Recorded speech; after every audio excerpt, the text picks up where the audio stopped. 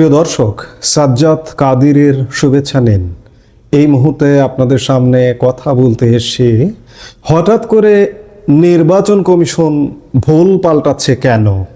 গতকাল নির্বাচন কমিশন একটি চিঠি বা একটা আদেশ জারি করেছে যে সরকারি কর্মচারীরা হ্যাঁ ভোটের পক্ষে প্রচারণা চালাতে পারবে না। হঠাৎ করে এমন ঘটনা, এটাকে নির্বাচন কমিশন নিজ গরজে এমন ঘটনাকে ঘটালো? এর পেছনে কি বিশেষ কোনো ঘটনা আছে? ত্রয়োদশ জাতীয় সংসদ নির্বাচন ও গণভোটের প্রচারণার ৮ দিন শেষ হয়ে গেছে ইতিমধ্যে। প্রায় অর্ধেক সময় পেরিয়ে যাওয়ার পর নির্বাচন কমিশনের পক্ষ থেকে গণভোটের প্রচারের ক্ষেত্রে সরকারি কর্মচারীদের উপর নিষেধাজ্ঞা দেওয়া হলো। অর্থাৎ সরকারি কর্মচারীরা গণভোটের হ্যাঁ কিংবা না এর পক্ষে কোনো অবস্থান নিতে পারবেন না। অথচ গত ১ মাস ধরে সরকারের বিভিন্ন দপ্তরের কর্মকর্তারা গণভোটে হ্যাঁ এর পক্ষে অবস্থান নিয়ে প্রচার চালাচ্ছেন। এটি বলা যায় সরকারের পৃষ্ঠপোষকতায়।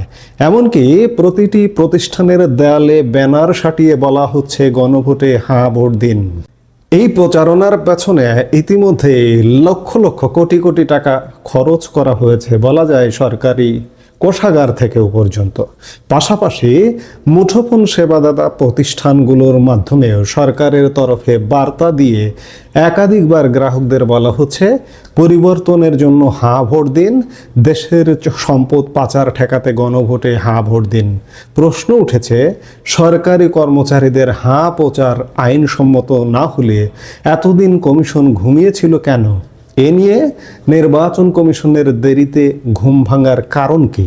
এদিকে সরকারি কর্মচারীরা গণভোটে হ্যাঁ কিংবা না এর পক্ষে অবস্থান নিতে পারবেন না, এমনকি এটি স্পষ্ট আইন লঙ্ঘন জানিয়ে বৃহস্পতিবার মন্ত্রী পরিষদ বরাবর চিঠি দিয়েছে নির্বাচন কমিশন। তবে বলা হচ্ছে যে উপদেষ্টারা এই নির্বাচনের হ্যাঁ ভোটের পক্ষে প্রচার চালাতে পারবেন, এমনটা আইনে বলা আছে। প্রধান উপদেষ্টা ডক্টর মোহাম্মদ ইউনূসও ইতিমধ্যেই জাতির উদ্দেশ্যে ভিডিও বার্তা দিয়ে আসন্ন গণভোটে হ্যাঁ ভোট দেওয়ার আহ্বান জানিয়েছেন। সরকারের উপদেষ্টারাও হ্যাঁ ভোটের প্রচার অভিযান করছেন।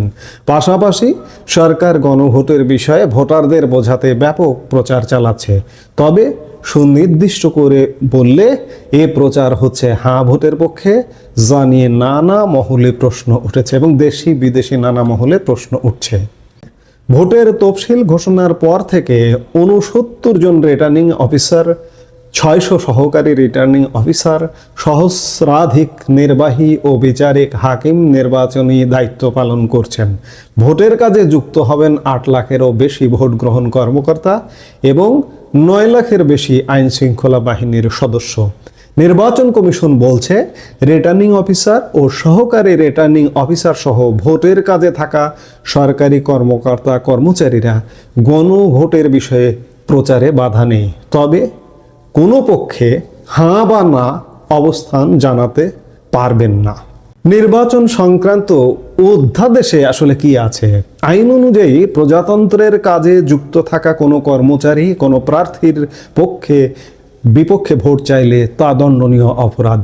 গণভোটে অধ্যাদেশ 2025-এর 21 ধারা ও গণপ্রতিনিধিত্ব আদেশ RPO 1972-এর 86 অনুযায়ী প্রজাতন্ত্রের কর্মে নিয়োজিত কোনো ব্যক্তি গণভোটের বিষয়ে জনগণকে অবহিত বা সচেতন করতে পারবেন।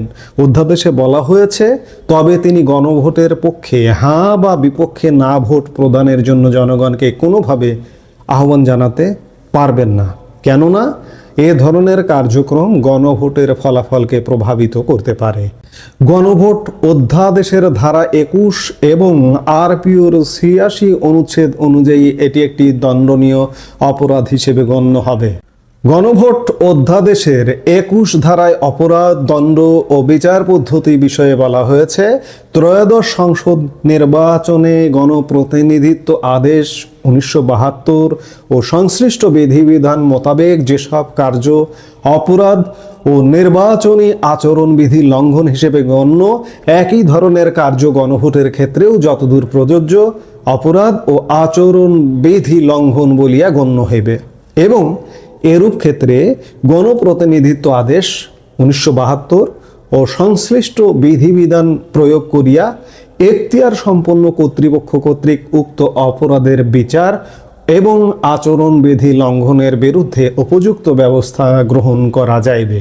আরপিও 86 অনুচ্ছেদে বলা হয়েছে, যদি প্রজাতন্ত্রের কর্মে নিয়োজিত কোনো ব্যক্তি কোনোভাবে নির্বাচনের ফলাফল প্রভাবিত করিবার উদ্দেশ্যে তাহার সরকারি পদমর্যাদার অপব্যবহার করেন, তাহা হইলে তিনি অনধিক 5 বছর এবং অনূন্য 1 বছরের কারাদণ্ড এবং অর্থদণ্ডেও দণ্ডনীয় কোনো অপরাধে দোষী সাব্যস্ত হইবেন।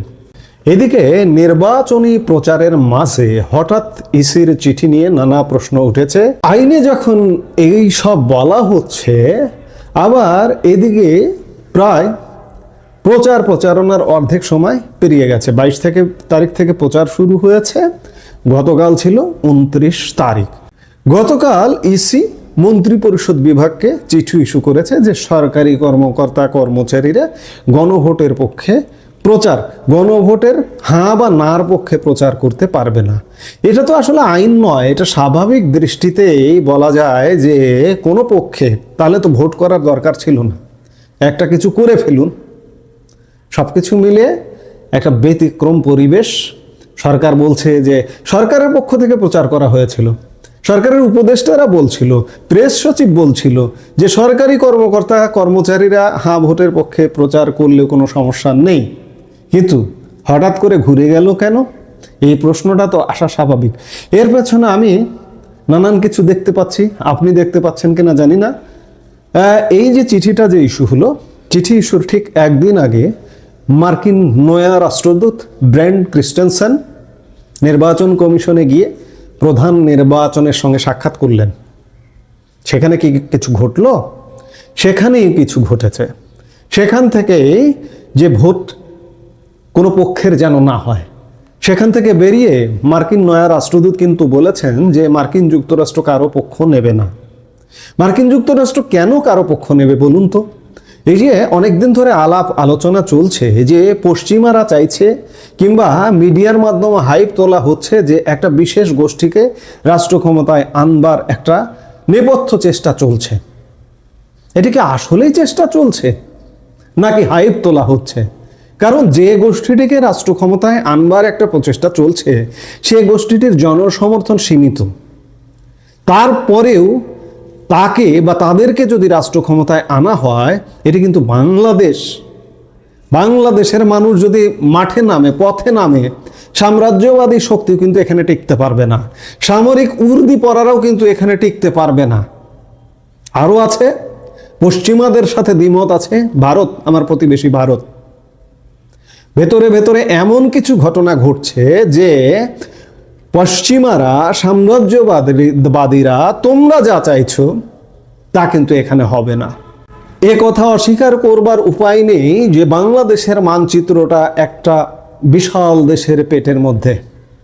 সেই দেশটা এই অঞ্চলে, এই ভূমিতে যেভাবে চাইবে, এর অর্থ এই নয় যে তাদের শাসন এখানে চালাবে। তাদের একমাত্র চাওয়া, প্রথমত চাওয়া, দ্বিতীয়ত চাওয়া, তৃতীয়ত চাওয়া, শেষ পর্যন্ত চাওয়া, তাদের পেটের মধ্যে যে ল্যান্ডটা আছে সেই ল্যান্ডটা যেন স্থিতিশীল থাকে। সেই তৎপরতা পেছনে পেছনে আছে। আর সেই তৎপরতা তাদের যেহেতু আছে, মাথা ব্যথাটা তাদের, মার্কিনীদের কিংবা ইউরোপীয় ইউনিয়নের মাথা ব্যথা হবে না। কারণ ইউরোপীয় ইউনিয়ন কিংবা মার্কিনীরা বহু দূর থেকে ছড়ি ঘুরাতে পারে, কিন্তু ডাইরেক্ট প্রভাব পড়বে কিন্তু ভারতের উপরে। কাজে ভারতকে অ্যাভয়েড করে সাম্রাজ্যবাদী শক্তি কিছু এখানে করবে, এটি আসলে কোনোভাবেই হওয়ার নয়। মিল অমিল আছে। শেষ পর্যন্ত বাংলাদেশকে বাংলাদেশের মতোই চলতে দিতে হবে। ভারত স্থিতিশীল থাকবে, বাংলাদেশ স্থিতিশীল থাকবে, সেই পরিস্থিতিতেই যেতে হবে। এই যাওয়ারই নেপথ্য শক্তি বা নেপথ্য কারণে হঠাৎ করে প্রচারণার মাঝপথে এসে নির্বাচন কমিশন বলতে বাধ্য হচ্ছে যে কোনো পক্ষে প্রচারণা করা যাবে না সরকারের কর্মচারীদের পক্ষ থেকে। নিঃসন্দেহে এটি বৈদেশিক চাপেই এই ঘটনাটি ঘটেছে। এখন দেখার বিষয় যে সামনে আরও কি ঘটতে যাচ্ছে, আরও কি ভুল পাল্টে যেতে পারে, সব কথায় সব জায়গায় একটা আলাপ কিন্তু আছে এখনো পর্যন্ত। নির্বাচনের প্রচারের অর্ধেক সময় পেরিয়ে এলেও আদৌ কি নির্বাচনটা হবে শেষ পর্যন্ত? এখনো সন্দেহ সংশয় আছে, কিংবা নির্বাচন হলে তারপরে কি হবে, ক্ষমতা হস্তান্তর হবে কিনা, কিংবা ইউনূস সরকার আরও দীর্ঘস্থায়ী থাকবে কিনা, নানান প্রশ্ন আছে। এই প্রশ্নগুলোর উত্তর আমরা নিশ্চয়ই প্রতিনিয়ত খুঁজবার চেষ্টা করছি। আমরা যে প্রসঙ্গটা নিয়ে আলাপ করছি এটি কিন্তু স্বাভাবিক কোনো ঘটনা নয়, হঠাৎ করে নির্বাচন কমিশন ঘুরে দাঁড়ানোর। এখানে অবশ্যই অস্বাভাবিকতা আছে। দিন যত এগিয়ে যাবে আমরা আরও অস্বাভাবিকতা স্পষ্ট করে দেখতে পাব। এই মুহূর্তে এ পর্যন্ত। সবাই ভালো থাকুন, সুস্থ থাকুন। আমাদের ভিডিওগুলো নিয়মিত পেতে সাবস্ক্রাইব করুন Sajjad Kadir and the legends YouTube channel এবং লাইক, কমেন্ট, শেয়ার করে সাথে থাকুন।